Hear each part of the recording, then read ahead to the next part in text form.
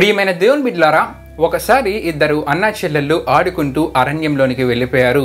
కొంతసేపటికే ఇద్దరు దారి తప్పిపోయి విడిపోయారు. అన్న ఒక చోట, చెల్లెళ్ళు ఒక చోట ఏడుస్తూ ఉన్నారు. అయితే కాసేపటికి చెల్లెలకు వాళ్ళ ఇంటిని గుర్తుపట్టేలా ఒక చిన్న దీపము దొరికింది. చెల్లెలకు దారి తెలిసిపోయింది. అయితే మరి నా అన్న సంగతి ఏమిటి?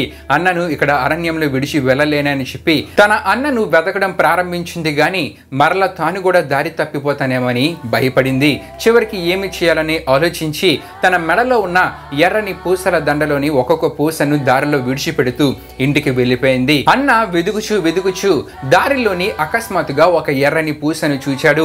దానిని చూడగానే అరే, ఇది మా చెల్లెలు మెడలోని ఎర్రని పూసల దండలోనిదని చెప్పి మరికొంచెం ముందుకు వెళ్ళగానే మరి ఒక పూసను చూచాడు. ఈ విధంగా ఆ పూసలను ఏరుకుంటూ అడుగులో అడుగు వేస్తూ చివరికి ఇంటికి క్షేమంగా చేరుకున్నాడు. ప్రియమైన దేవుని బిడ్డలారా, ఈ సందర్భాన్ని మీకు తెలియజేయడానికి గల కారణం ఏంటంటే, నేనే మార్గమని యేసుక్రీస్తు వారు చెప్పారు.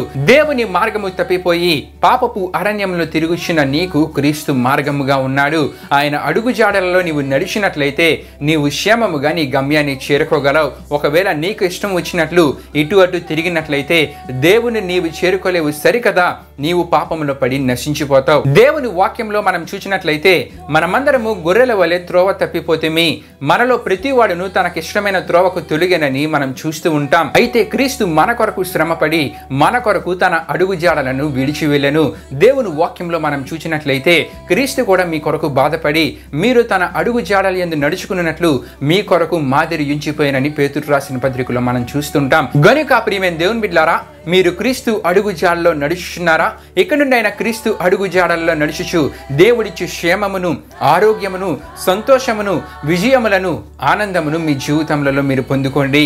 ఆమేన్.